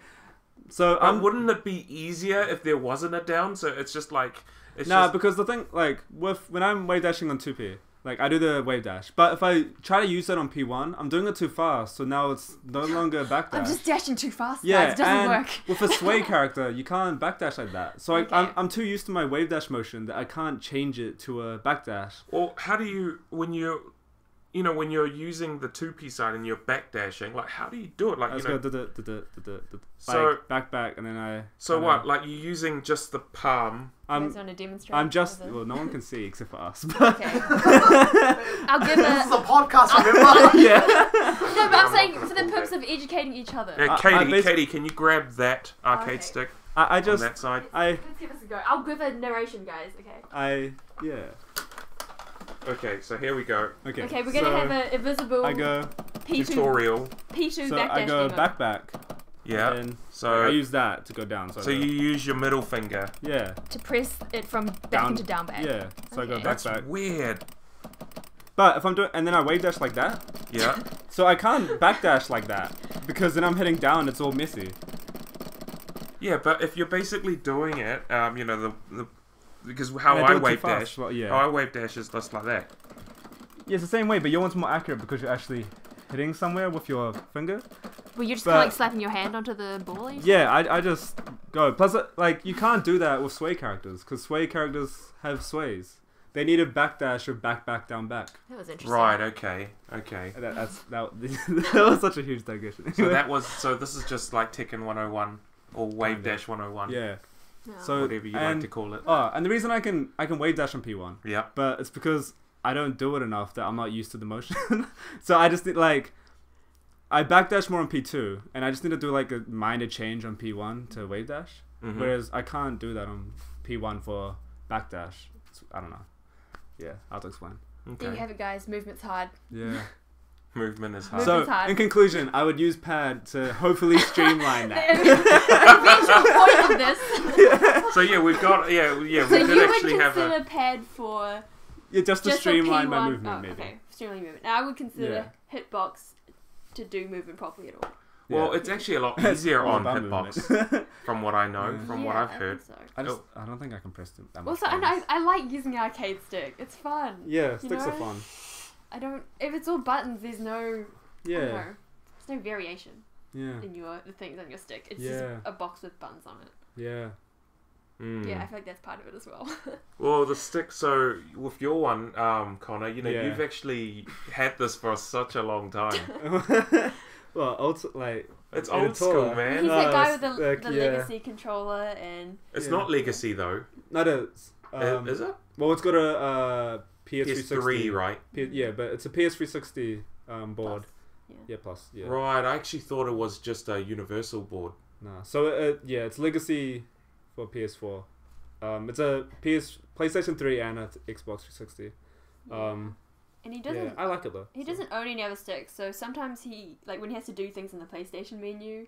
Yeah. He has to ask for a PS4 controller. Yeah. Oh no. I haven't. Yeah.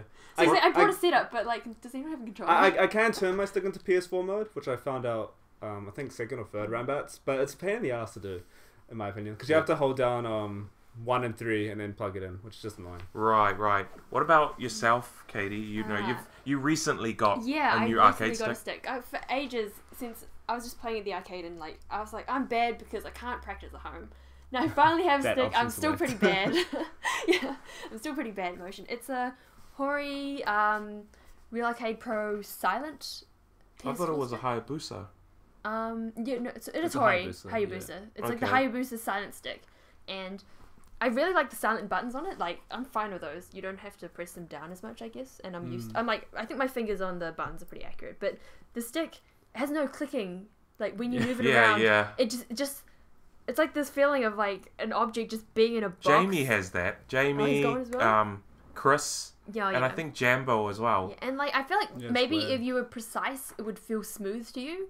But I'm not, so I'm just missing lots of inputs and being like, well, I don't know if that quarter circle forward ended yet, but let's just try it. And so I do, so I kind of like my stick, but I think I should probably replace the joystick because it's disorientating. I gave mine to Thomas. Yeah, because his down forward wasn't working. Yep. We could have just kept it that way. Yeah, I need to.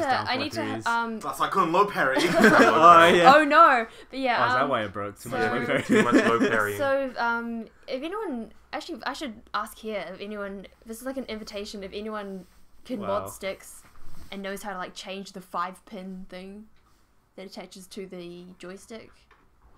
I'm pretty sure Jamie. Yeah. Okay, because I looked up. It was complicated. Yeah, or Simp. Yeah, Simp's a really fidgety guy. He just he's hands on. Well, Peter's good with sticks, I think. Yeah, so that's something I'm gonna look into doing eventually. But just finding out I know it's just a weird stick, and finding out what things will fit in it. Just in general, Real Arcade Pros are not made for customization, I think so. I think you're better off, just asking someone that has a normal stick to just trade. Maybe, but it'll be if someone really wants a silent stick, then I would consider trading, I guess. It's but for some I reason. never had to do silent buttons, but I think the stick's the most important part. You can make silent buttons. I mean, look at this. Yeah, I know you put the thingies in them and whatnot, but also it's simple. Very if simple. anyone would be interested in buying just the optical switch stick from me, then you can have it because you don't like it. Yeah, I think I've finally come to the conclusion I don't like it, or it's not. Like I said, I think if you have precise inputs, then it's fine for you. But for someone like me who has poor hand control, it's not.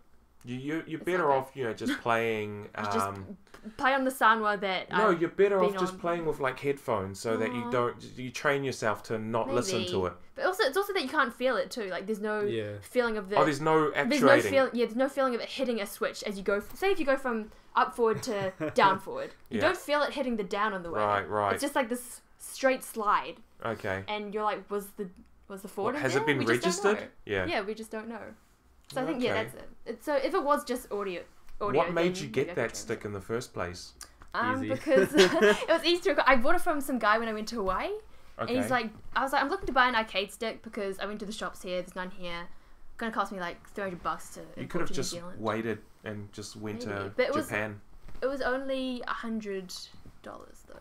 For $100 US? Yeah, for a PS4 stick. Right. So I was like, that's not too bad. I'll take that. $100 US is pretty old. Yeah, I feel like well, I could have maybe waited it out or something. It's still good for me that I have had a stick because playing on pad is also not really my element. Yeah. So, that would suck. Yeah, I would not want to play on pad. Yeah, and I also because I went over there and I was playing in their tournaments and stuff. Mm-hmm. and I had obviously I had no arcade stick to bring over, and so I didn't really. Also, not many people there had sticks proportionally, I think, so I just had to play on pad the whole time, and I was like quietly suffering. Yeah. I was like, this is okay. It's fine. It's fine. But then in the inside, you're like, ah. Yeah, also because that was around the start of Tekken 7, and also when I played at home online, I was using a pad, and I was like, yeah. Okay. Bad. Okay. Next question. So with Tekken 7 coming out and everything there, like, is there any other sort of, are you looking forward to sort of going to the next tournaments and things like that with, you know, obviously you've got Damager coming up around the corner, like, you know, would you be going to the next, like, major one, like Hamilton, and making those travels and things like that? I would really like to make it to Hambats. It'd have to... Oh, the big Hamilton event. Oh, the big Hamilton. Oh, like the Hamilton Major. Yeah, I'd really like to. I think a lot of it depends on, like, if I get a nursing job next year will kind of dictate, I don't know, it's like rostering and stuff, you know, it can be hard to get days off, but I'd really like to go to the Hamilton Major, and I want to go I also want to go to Red Zone Rumble, because you guys had a lit time there. It was and great. I want Red Zone was in great. on that. I want to go to War. It's like the opposite of like old people. I'm a young guy. Especially as a war, I could with who? With Hamilton. I'm gonna just own them. They're gonna get destroyed. Yeah, they're all free, right? Yeah, free. Okay. Kidding. Come on, man. But, their event will be fun, and it's close. It's just, you know, it's just a... And Crush Corner will be cool as well, I think. It's like an hour and a half away. Yeah.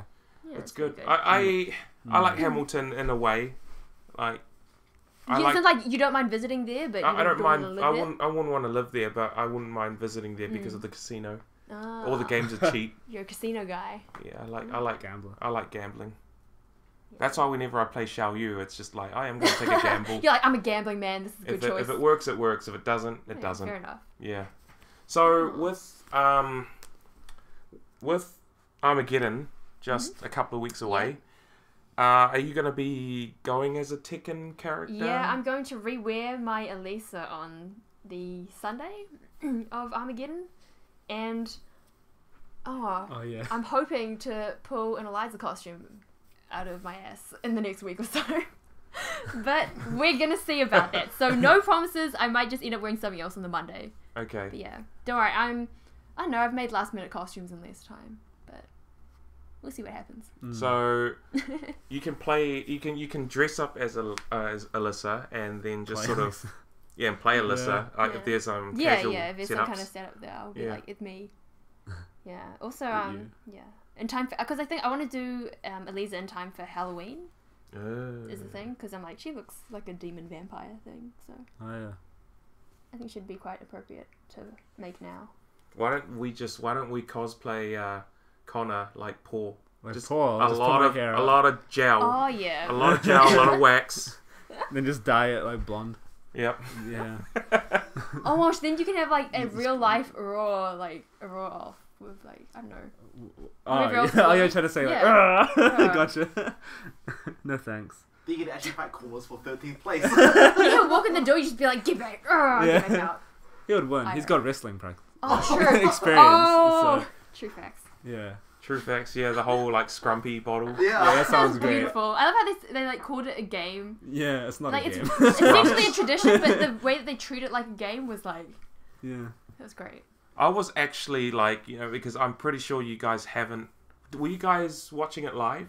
No, I wasn't. Yeah, so I was actually, what I was planning to do was set up someone. Yeah. And I'll just be like, hey, Katie, take the scrumpy bottle and throw it at Barnaby over here.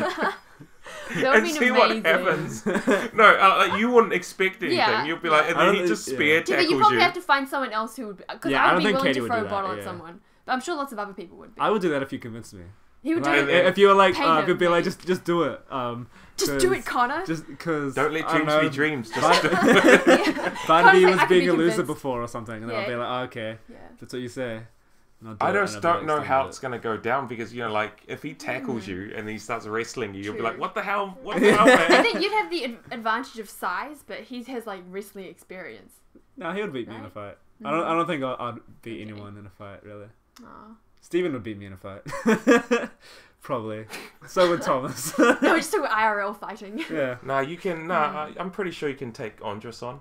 Yeah, definitely. I mean, he's just my Shifu. I can I can beat my Shifu easy. You could probably like knock him out in one punch. Yeah. You just gotta shave your head. Yeah. And just sort of do how many? What was the training regimen? 100 push-ups, 100 lots of stuff. 100 sit-ups, and then like run 100. Yeah. Something. Damn it, man. No air conditioner. Just No air conditioning. Heat. Yeah. Oh yeah, true. He just had to be in the heat in Japan. Yeah. With no air conditioning. Yeah. Damn. Rip. Saitama's a god. Yep, definitely. So what about in terms of playing the game? Like, is there any characters that you would like to pick up, but sort of because you said that you know? Yeah, I have like a long list. I think. Well, the first one I thought of was Master Raven because she looks cool, her combos look cool, but then I realized like the way you have to play her to be effective is like you've got to change your playstyle basically. So that's kind of a barrier for me. I want to pick up Leo properly, but you play. I do play Leo, and like I have actually tried out some of their changes, but I feel like you have to think really hard about what you're going to do sometimes. Even though you like Leo only has a few good moves, you just need these moves. Leo's moves are good. She has a lot of good moves. Yeah, but the thing is, she actually has a lot of her moves are good. Yeah, so you have to think which good move am I going to use. It becomes complicated. I'm just saying. And then so I think I should play Kazumi. Is the conclusion? I think you should play Kazumi. She's basic. I've already cosplayed her. Looks cool. Yeah. Tigers. So I think. Are you going to use your tiger?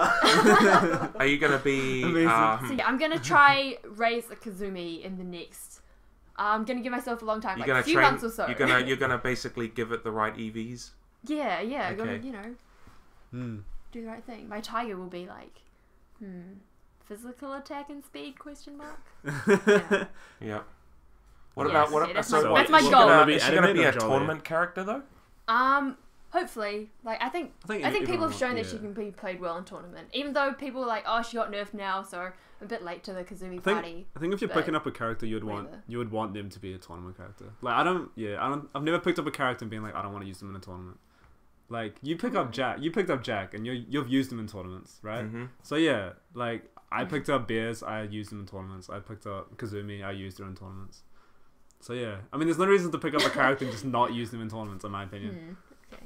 Yeah, I feel like when you play, I love when you brought out Kazumi, and everyone was like, Connor plays Kazumi? Everyone plays Kazumi. Yeah, you're just like, this is easy. She's just a really honest character. Yeah. All right, time for the main question. Oh. Okay. So let's start off with Katie No, first. I think Connor should go first because my answer's going to be too long. Yeah, she's got a long answer. Yeah, Oh crap! Oh, Okay, she thought about it. you No, it's okay. We're both the long answer it. is about me thinking about it, so I think he should go first. Okay, so why as well? So is it Tekken waifu or is it fighting game waifu that you want to do? I can do both. Okay. But I'm just gonna start off with saying Jin is best character and he's husbander. So oh no. So Jin's husbander. That's that. Waifu for Tekken would be yeah, probably Kazumi, just because she's like nice looking, to be honest. That's about it. I like her playstyle. She's like one of the only girl characters that I'm like good with. Again, yandere. Yeah, but I don't care about that. I think that was really like sad when I hope that she just has a split personality and she wasn't really like I just married Heihachi because I hate that guy. Yeah, that was a silly plot point in my opinion. But she's cool. Fighting I still like her as a character though. Overall fighting game, probably Song Mina from Soul Calibur. She's cool. Stick girl. Oh yeah. She's the best. That's such a like pocket waifu. Yeah, well, I don't know. She was like, well, I played Soul Blade, and she was in Soul Blade, and that was my first fighting game. So she would have been like impressionable young Connor. Yeah, would have been like one of the Okay. Yeah. Oh, first fighting game characters that I played. Well, I think that as you guys, since you guys listen to all the podcasts and everything, you guys would have already heard about mine, which is Ling. Jokes. It's Athena. Yep. Yeah. And That's cool. I really like her style. She looks cool. You should cosplay as Okay. Athena. She's actually a really cool character to cosplay. Her design does look quite nice. It's cool. Yeah. Like, it's just every year is different. It's cool. Yeah, I think it's good when they like refreshing the look of a character, but still keeping them. Yeah. Them looking like them is quite good. It's funny how They're doing a good for job. Tekken, Miguel, he had like his costume in Tekken 6. Then they changed, like he's one of the few characters that had a new costume in Tekken Tag 2. And they just changed the back in Tekken 7. That's kind of weird. The back? No, they just changed it back to what it was. Oh, right. Yeah. It's like, why would... Yeah, because they just gave him a new Tekken 7 outfit for like no reason. Oh no, Tekken Tag 2 outfit for no reason. Yeah, that's interesting. True. It was the orange one, wasn't it? Yeah, like a kind of Hawaiian thing going on. Yeah, I think his current look is better. Yeah. Suits him better. But I agree, like, it felt like a bit of a... Yeah, just like, why? Like, I think he should have gotten... Even though he looks good and in it's it, a like, weird character to it would have update. been good to get a full redesign in some way. Yeah, but it was just weird that because they redesigned 3 characters in Tekken Tag 2, which was Yoshimitsu, Julia, JC, and then Miguel. But it was like, why Miguel? Like the other 2 kind of made sense. Miguel, like, why? He's at the pool stage all the time. Yeah. It's his holiday outfit. Must be. For side games. Probably. I don't know. What about... That is a questionable choice. So what about for you? Okay. Katie? I guess when I was playing, I'd started playing Tag 2. Like, me and my friend, you know how you have those tier list makers? Like, the graphic tier list? Mm-hmm. Yeah, we started making, like, a hotness tier list for, like, who we thought was hot using those. It was, like, it was a total misuse of that chart. Me and Katie have made them together. So who is, who's this friend? Do you want to make a shout out? Yeah, shout outs to Charlotte, who actually kind of helped get me back into Tekken, because she was one of the people who dragged me to the arcade back in those uni days. Julian also made one with her friend too as well. Oh, really? Yes! I think it's a girl thing, eh? Anyway, so I've refined the chart a bit more now. So along the y-axis, you have hot at the top. You want to be higher up the graph is hot, and bottom is not. That's pretty basic. Yeah. And then along the x-axis, you have cute, and then you have creepy, because there's some characters that are super hot, but they're objectively kind of creepy. Like Brian and Dragunov. Yeah. They're really hot, but no, they're not. They're like they're a little bit weird, you know. Like, yeah, they're creepy. creepy. You wouldn't actually go out with them, so they're on the hot side of the scale, but also the creep side. Anyway, so the objective is to be in the top right corner, where you're the most cute and also the hottest, right?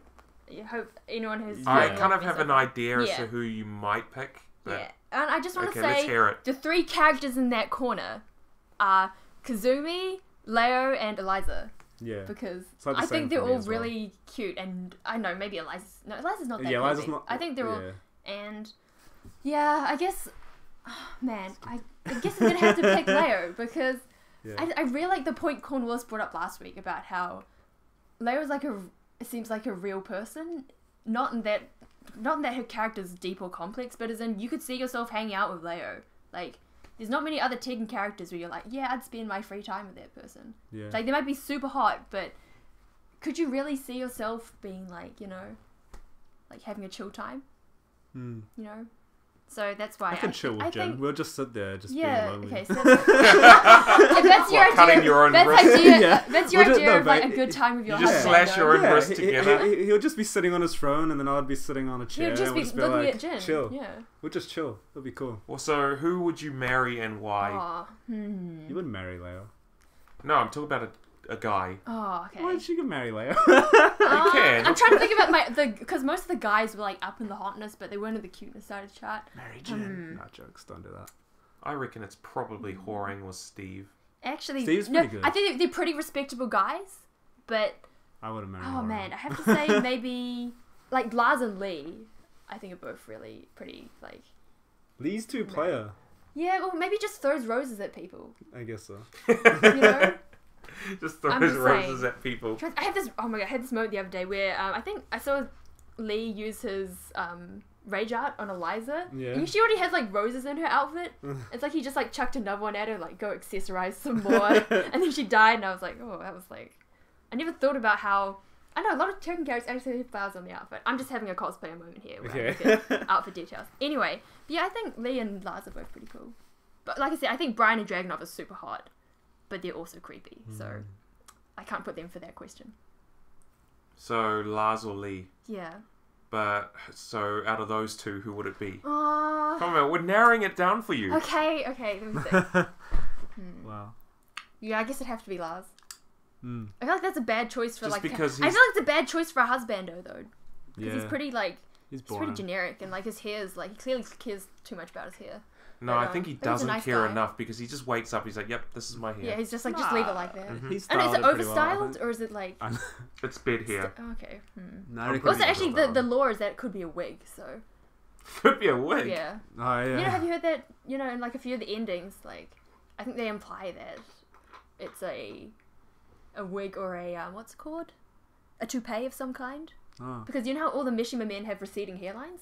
Oh yeah, that's right. Yeah, and so you're like, Lars, he's not getting any younger. Could be a toupee. But he's only 25. No, he's younger. No, he's 25. He's older than Jin, but younger than Kazuya. Yeah. He's older than Jin.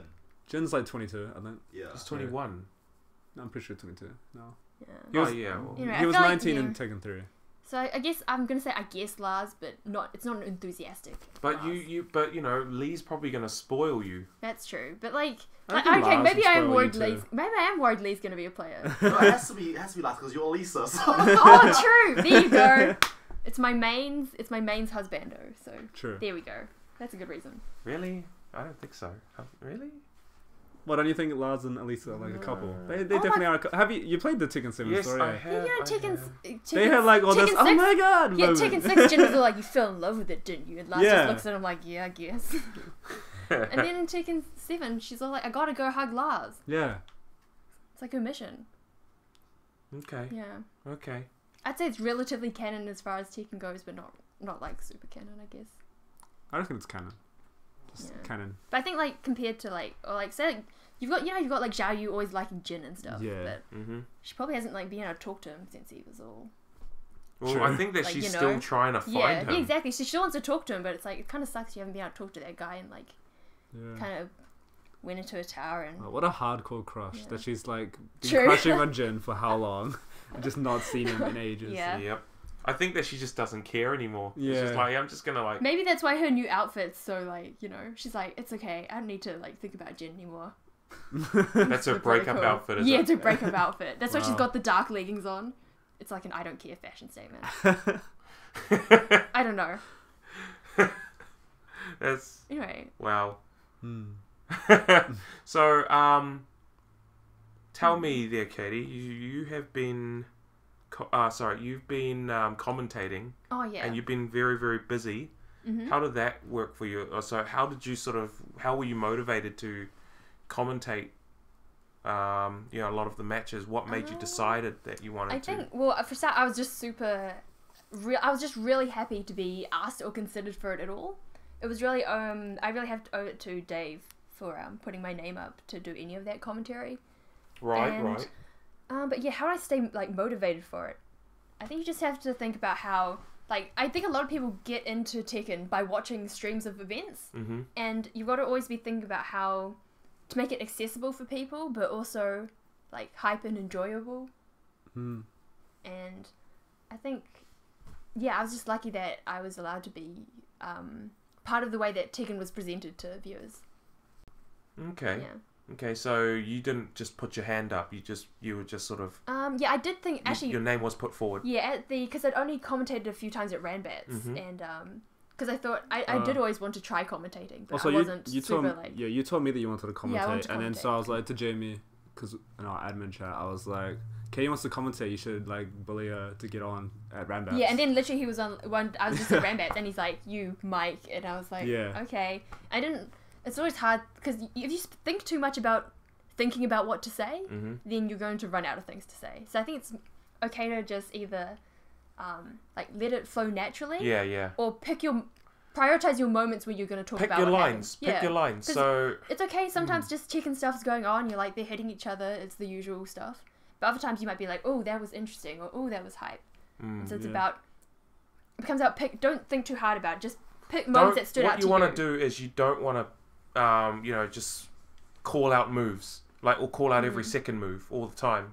Yeah, because down to okay, this is happening. Okay, this person's unless doing you this. can put a move into context in some way to be like, oh, you did a mood poke because of this, or you used a tracking move because you catching him stepping and stuff. Then so who inspired you to commentate? Like, there's got to be a commentator that you've sort of looked into? Actually, I can't put my finger on like a single commentator who's inspired me. I just think about how when I was getting into Tekken in the Tag 2 days, that there were tons of major tournaments in the US going on, and just being able to learn so many things about the game on a competitive level through the people talking about it was really cool to me. Are you talking about like what commentators I enjoy? Or Yeah. It's bad that I probably don't have much inspo, but I'd say I think Aris and Rip I listened to a lot of. I really liked how they could tell the stories of their local players, and even though like obviously I've never been to like California, but I know something about the players there and like what it's like to be there. I feel like through listening about their matches. Well, this is a good thing. That's the reason why I started the podcast, is that I just sort of want to get this community like sort of off the ground, just making sure that like it's like, okay, so these are definitely people that were. Thank you. Thank you. $2. We can finally buy something from the $2 shop. Some prizes. What can you buy for $2? Some salt shakers, some stickers. Yeah. So what basically the reason why like there's this podcast, is you think of an idea and you're like, okay, well, obviously I just want there's people that's going to play on tournaments and things like that, but then there's always these prominent players and people that sort of stick out, sort of that sort of made an indent in the they're community. like notable people. So obviously you want to sort of push that out more. So with this podcast, there's actually people in the US that's listening to it. There's people in Australia that sort of it sort of got their attention, and it's a good thing. I think you've done a really good job here with the people you've interviewed and how you go about it. Also, I want to say I just realized you've actually accidentally created a resource for commentators now. If people want to commentate New Zealand Tekken and find about the players that they're talking about, they can just listen to this podcast. Exactly. And be informed. And then they can weave their own stories from, we sort of, what was our idea though, Tom? Like you said that you wanted to we wanted to make this more centralized. Yeah, sort of like as a hub for all fighting games, not just Tekken, like everyone, like Marvel vs. Capcom, Street Fighter, KOF players, Guilty Gear, everyone. Like as a hub for all fighting game players, just get on together so that everyone knows the lore for all the players. So at the end of the day, we're all playing the same genre of games. We're not all different communities. We're all on the same banner. Yeah. So Thank you, Tom. That was beautiful. I love the fighting game community. Yeah, it's done a lot of good things. We're still very small, but we're gonna get there. We're small but strong. Yeah. And I have to say, actually, I'm just like jumping back to the start of the podcast, but asked me like what it's like to be a girl in the fighting game community. Yeah, that's right. I've like read some experiences of other people online, which were essentially like bad, or like they felt like the FGC was some kind of like guys club. But I have to say, I've never experienced that between the like proper fighting game community in New Zealand. I was never like, oh man, I feel like I'm just being treated like a girl here or anything. I really felt like even from the first offline event I went to, where I was like even like 50 times scrubbier than I am now. Like everyone was really accepting, but they weren't overly like, trying to like jump on me or anything. I think it was really good. Just it's a lot of chill, friendly people around, and I really appreciate that. Yeah, well, that's people think that like going to a fighting game sort of event is sort of like, I don't know. It's sort of like like what you say, like a guys club. Yeah.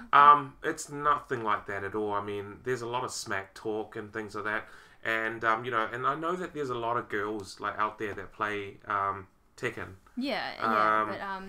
And I feel that like this is why like the first time I met you and you played Tekken, any girl that plays Tekken, I'm like wow, Yeah, and even when I see girls playing Tekken, I'm like, I shouldn't make such a big deal out of this, but wow, it's a girl playing Tekken. Yeah, exactly. Every time you see a girl, I'm like at the arcade, I'm like, look, it's a girl.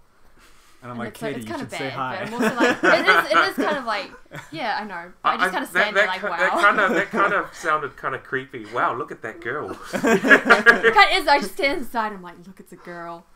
Yeah, and that's like coming from me, a girl. You want a potato sacker? Just chuck it. No, I probably just want to talk to him and be like, you should come play Tekken with other people here sometime. But yeah. There's actually there's like another 2 girls that I know that plays Tekken. They don't really come to any events. Well, obviously one can't because she's in Seattle, and the other one is a partner of one of our Tekken players in the community. They don't normally come to offline tournaments, but they're always online. Oh, okay. Yeah, and she plays Horang. So it's... but the thing is that she's only good on the 2P side.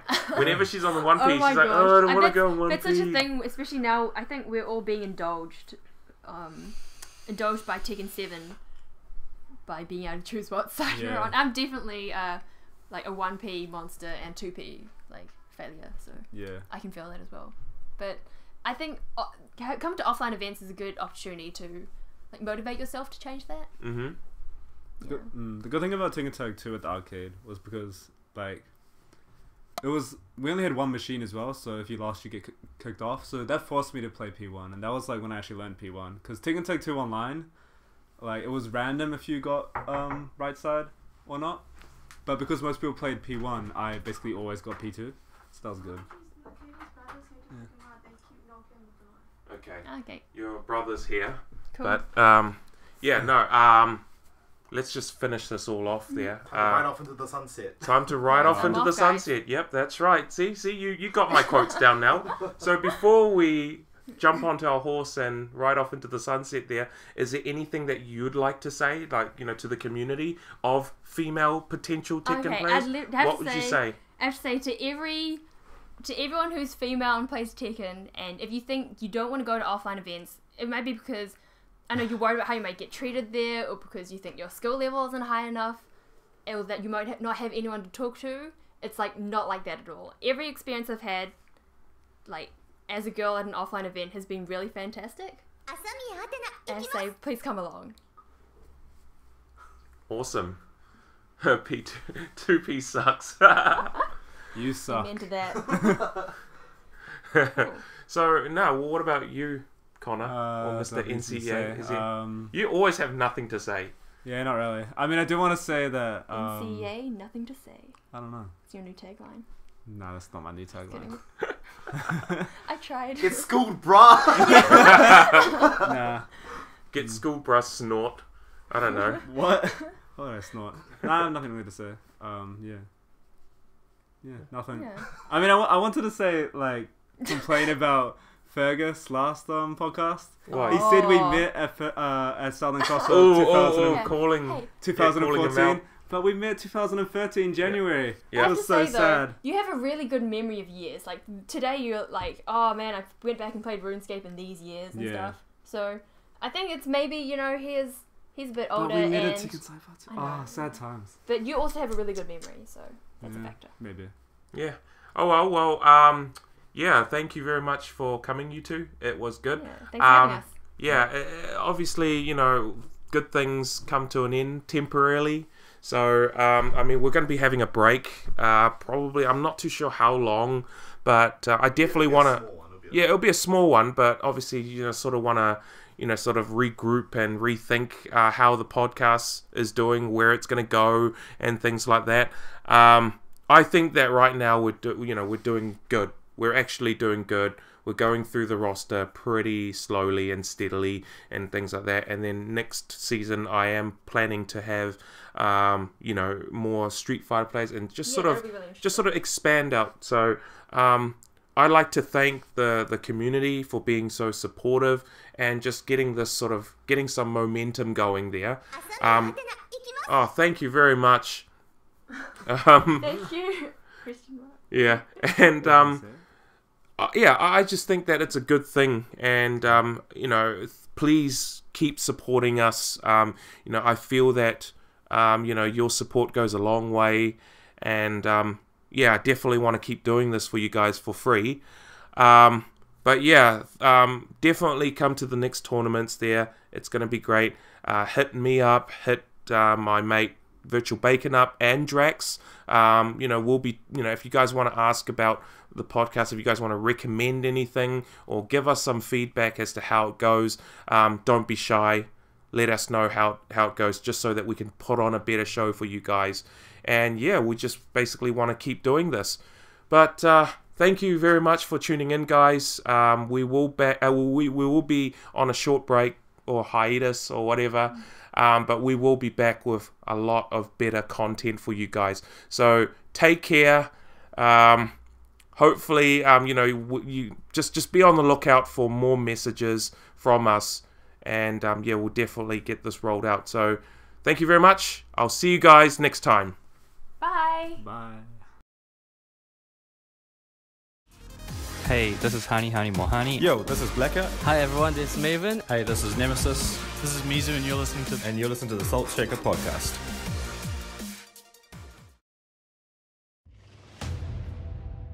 Is this the world we live in?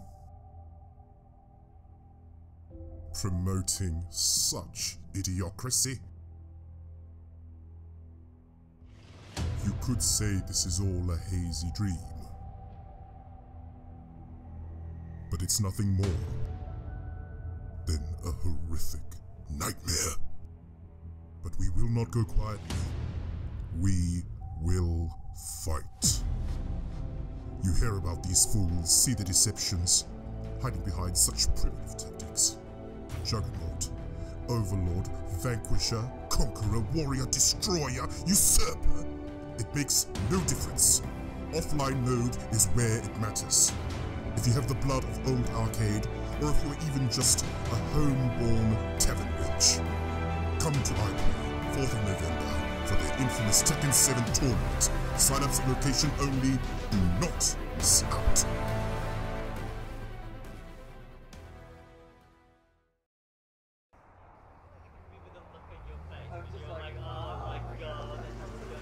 Hello and welcome to Burger King. Can I take your order? This is shit, man. Sir? Oh, no. I'm sorry, bro. No, that's not you, man. My baby mama left me. I just lost my job today, and I ain't got no money for rent, man. I'm gonna get evicted, man. So, will that be a cheeseburger combo? Straight up, man. I love your chicken nuggets, man. It's the only thing that does me right now. Sir? Hello? Hello, sir? Oh, I love you, Shaquela. Would you like to come inside and talk about it, maybe? We also have Tekken 7 inside. Yeah, I love that very much. Overcome the pressure and sign up to Burger King's Tekken 7 tournament in Epsom, 11th of November. $1,750 prize pool. Early bird sign-ups go until the 20th of October. Limited spots available. Visit BK on their website and their Facebook page for more details.